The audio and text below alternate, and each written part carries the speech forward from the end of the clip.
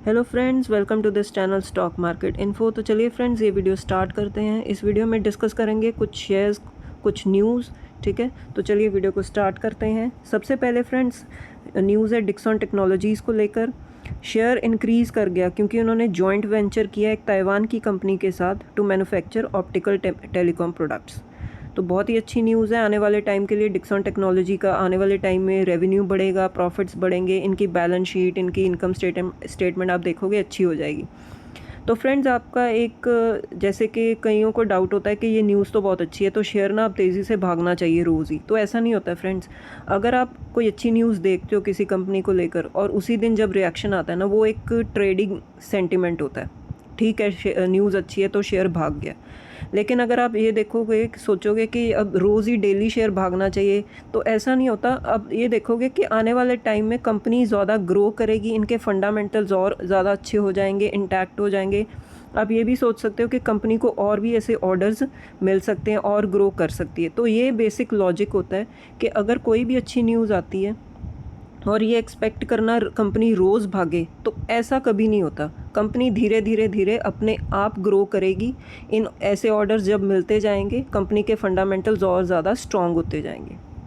तो चलिए फ्रेंड्स आगे एफकॉन्स इंफ्रास्ट्रक्चर, ये शेयर भी जंप कर गया अगेन फ्रेंड्स। वही इनको ऑर्डर मिला है 5301 करोड़ का, बहुत ही बड़ा ऑर्डर है। तो आने वाले टाइम में आप देखोगे कि इनके प्रॉफिट्स हैं कैसे और भी ज़्यादा बढ़ते जाएंगे। ठीक है, इनका रेवेन्यू और भी ज़्यादा इंक्रीज़ होता जाएगा। नेक्स्ट है फ्रेंड्स कॉनकॉर्ड बायोटेक। इनके शेयर्स भी बढ़े हैं आज 5% क्योंकि इनको अप्रूवल मिल गया यूएस एफडीए से फॉर 500 मिलियन ड्रग। नेक्स्ट है फ्रेंड्स एक कंपनी डी डेवलपमेंट इंजीनियर्स। इनको भी ऑर्डर मिला है 387 करोड़ का फ्रॉम भारत पेट्रोलियम। तो जैसे जैसे कंपनीज़ को ऑर्डर्स मिलते जाते हैं वो वैसे वैसे कंपनी ग्रो करती जाती है, उनका रेवेन्यू इंक्रीज़ होता जाता है, टॉप लाइन इंक्रीज़ होती जाती है, उनके जो मार्जिन्स है इम्प्रूव होते जाते हैं। और आने वाले टाइम में भी जैसे जैसे वो ऑर्डर्स कंप्लीट करेंगे और ऑर्डर्स आने के भी चांसेस बढ़ जाते हैं।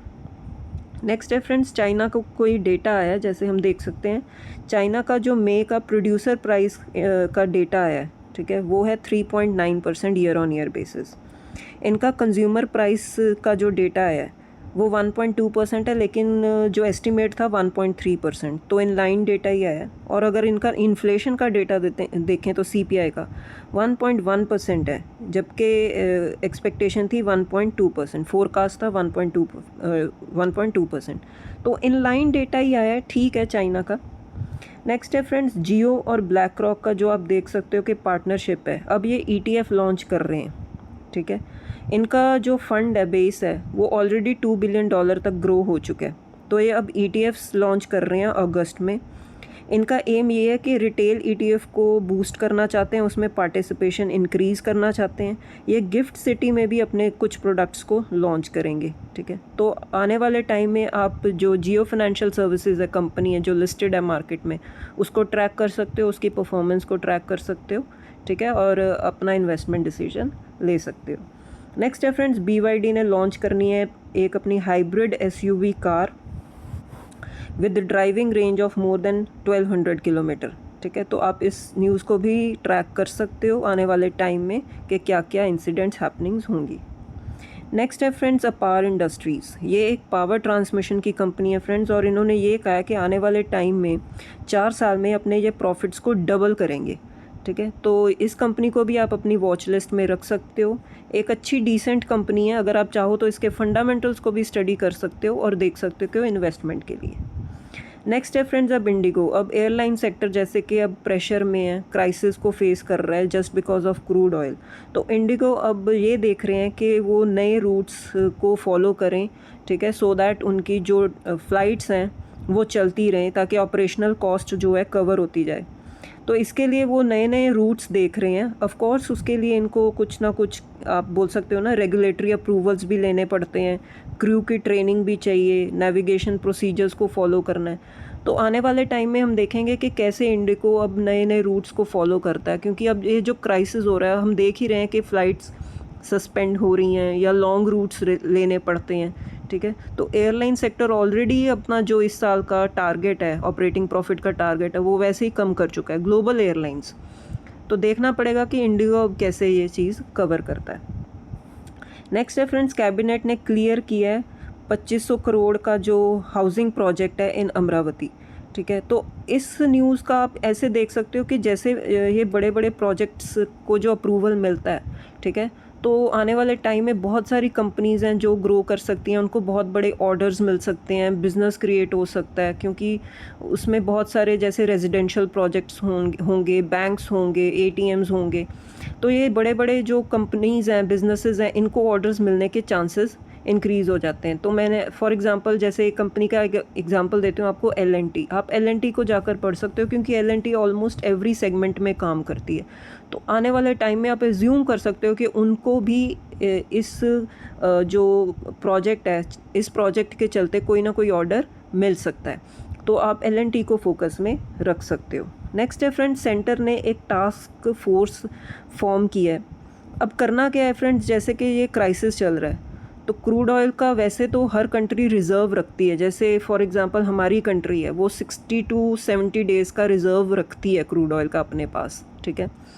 अब ये बात चल रही है कि जैसे कि क्रूड ऑयल की जैसे शॉर्टेज हो रही है, तो रिज़र्व कभी ना कभी तो ख़त्म होता ही है, फिर दोबारा से फिलअप करना पड़ता है।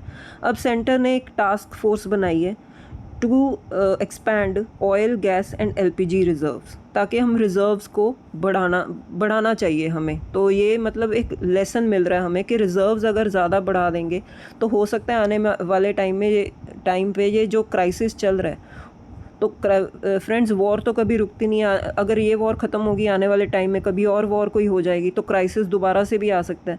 तो अब हमारी गवर्नमेंट ये सोच रही है कि रिज़र्व्स को बढ़ाया जाए। तो उसके लिए उन्होंने एक टीम फॉर्म की है। वो टीम का काम क्या होगा, to evaluate the additional reserve capacity, कि एडिशनल रिज़र्व कैपेसिटी हम कितनी बढ़ा सकते हैं उसको देखा जाए, उसके लिए क्या क्या खर्चा होगा, फाइनेंसिंग मॉडल्स को देखा जाए, और कैसी कैसी पब्लिक प्राइवेट पार्टनरशिप्स चाहिए उसमें, उसको देखा जाए। तो ये सारी चीज़ों को एनालाइज करना पड़ेगा, इसीलिए सेंटर ने एक टास्क फोर्स एक इस्टेब्लिश किया।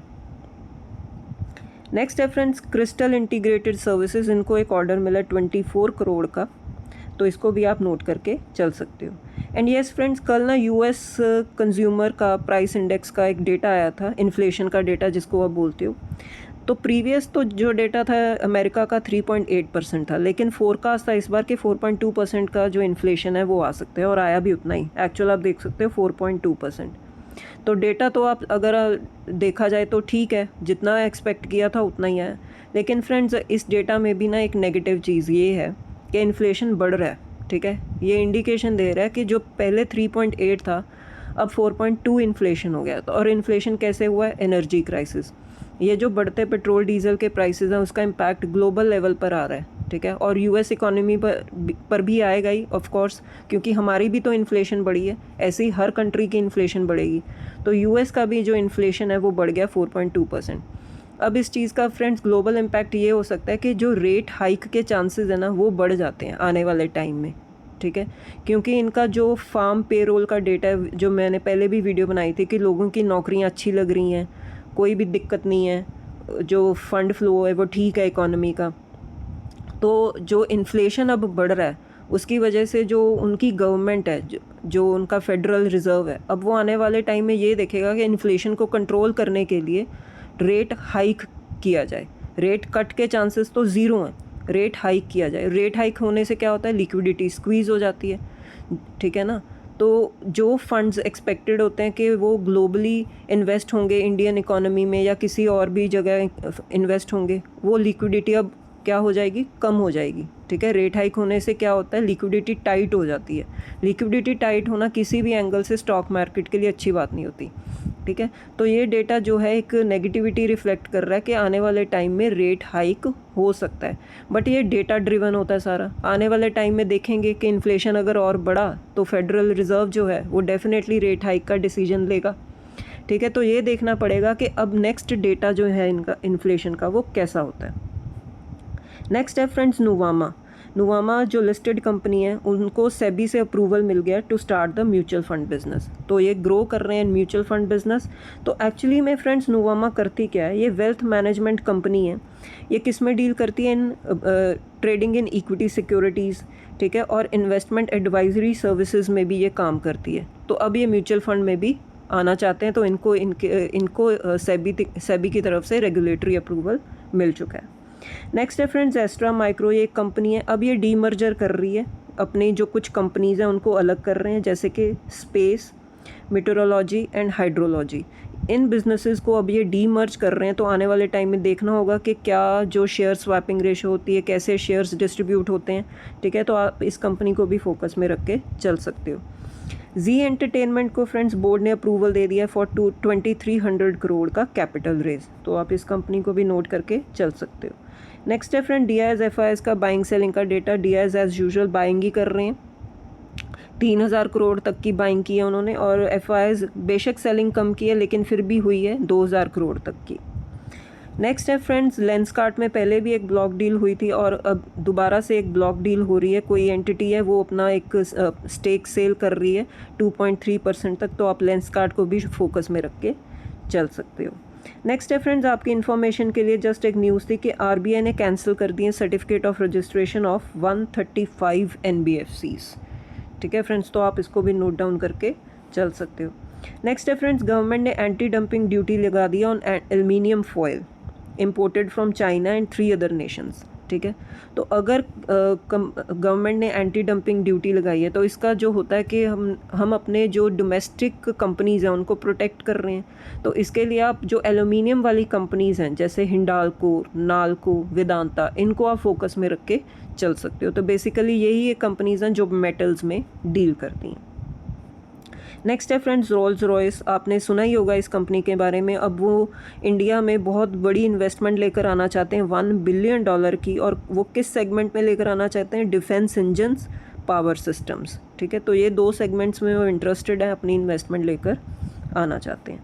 नेक्स्ट है फ्रेंड्स जाते जाते अब एक बार अमेरिकन मार्केट का भी हाल देखें। तो जो अमेरिकन मार्केट कल ओपन हुई, ठीक है, उसके बाद फिर से अमेरिकन मार्केट में एक सेलिंग प्रेशर आया और आप देख सकते हो क्लोज टू 1000 पॉइंट्स का क्रैश हो गया फ्रेंड्स मार्केट, ठीक है। अब इसके भी रीजंस डिस्कस करते हैं। और अगर आप नैस्डैक देखो उसमें भी 500+ पॉइंट्स की गिरावट थी, ठीक है। तो अब इसके रीजंस क्या हो सकते हैं फ्रेंड्स, अब 1 बाय 1 रीजंस डिस्कस करते हैं। सबसे पहले जैसे कि मैंने आपको बताया इन्फ्लेशन, बढ़ता हुआ इन्फ्लेशन, मैंने आपको दिखाया इन्फ्लेशन का डेटा कितना है 4.2%। इन्फ्लेशन बढ़ गया, इट मीन्स रेट हाइक के चांसेस बढ़ने वाले हैं, तो इन्फ्लेशन का पैनिक आया। नंबर 2 फ्रेंड्स AI की जो कंपनीज़ हैं उसमें अब थोड़ी थोड़ी सेलिंग होनी शुरू हो गई है। अगर आप कल का भी मेरा वीडियो देखा होगा आपने, तो मैंने शेयर किया है कि ग्लोबल लेवल पे जो कंपनीज़ AI में, सेमीकंडक्टर में, चिप्स में काम कर रही हैं उसमें अब ना थोड़ा सा ना टॉप लेवल से प्रॉफिट बुकिंग आनी शुरू हो गई है। अब ये नहीं बोल सकते कि बबल बर्स्ट हुआ है, ऐसा तो नहीं बोल सकते, क्योंकि बबल बर्स्ट तब होगा जब 70 to 80% तक क्रैश आएगा, ऐसा तो नहीं हुआ। लेकिन AI का जो है थीम है उसमें थोड़ा सा पैनिक आ गया और प्रॉफिट बुकिंग चल रही है। और ये भी इसीलिए रेट हाइक, क्योंकि AI की कंपनीज़ को चाहिए फंडिंग, और रेट हाइक की वजह से क्या होता है, मैंने आपको बताया लिक्विडिटी टाइट हो जाती है। तो एक फंडिंग का क्राइसिस भी जो है एक पैनिक क्रिएट कर रहा है AI की कंपनीज़ में, तभी आप देख सकते हो कि नैस्डैक इतना ज़्यादा टूटा हुआ है। नेक्स्ट फ्रेंड्स रीज़न हो सकता है SpaceX का IPO। SpaceX का IPO आ रहा है, बहुत बड़ी वैल्यूएशन है। वैसे तो IPO क्लोज हो चुका है, लेकिन ये भी बोला जा रहा है कि जो फंड्स है ना वो डाइवर्ट हो गए थे SpaceX के IPO में। लोग अब इन्वेस्ट कर रहे हैं इस IPO में, इसीलिए हम देख रहे हैं कि फंड्स किसी और जगह से प्रॉफिट बुकिंग हुई और किसी और जगह पर आ रहा है, ठीक है। तो ये एक रीज़न बना डाउ जोन्स और नैस्डैक की गिरावट का। नेक्स्ट फ्रेंड्स वॉर के फ्रंट पर बहुत ही ज़्यादा नेगेटिव न्यूज़ आ रही है। ये एक दूसरे पर अटैक फिर से शुरू हो गए हैं, जैसे कि आप देख सकते हो कि कुवैत ने क्लोज़ कर दिया अपना एयर स्पेस, ठीक है, क्योंकि ईरान ने कुछ फ्रेश अटैक्स किए हैं। और जो अमेरिका है उसने भी ईरान पर स्ट्राइक किया, और उसकी वजह से आप देख सकते हो कि क्रूड ऑयल बढ़ गया 2%, ठीक है। तो क्रूड ऑयल का मेन इंडिकेशन मैंने आपको बताया कि क्रूड ऑयल जब बढ़ेगा तो आप समझ लेना कि वॉर के फ्रंट पर कुछ नेगेटिव हुआ है, ठीक है। तो अब ये वॉर के फ्रंट पर ना कुछ और ज़्यादा नेगेटिव न्यूज़ आनी शुरू हो गई है, क्योंकि एक दूसरे पर दोबारा से अटैक्स शुरू हो गए, ठीक है। तो आप ये भी देख सकते हो, इसीलिए इसका जो इम्पैक्ट आया अमेरिकन मार्केट पर आया। ठीक है फ्रेंड्स, तो ये फ्रेंड्स कुछ न्यूज़ थी, कुछ अपडेट्स थी कुछ कंपनीज़ को लेकर, ठीक है, और अमेरिकन मार्केट को लेकर। होपफुली आपको ये वीडियो पसंद आएगा, तो वीडियो को लाइक कीजिए, शेयर कीजिए और चैनल को सब्सक्राइब कीजिए। तो मिलते हैं फ्रेंड्स नेक्स्ट वीडियो में। Till then bye bye.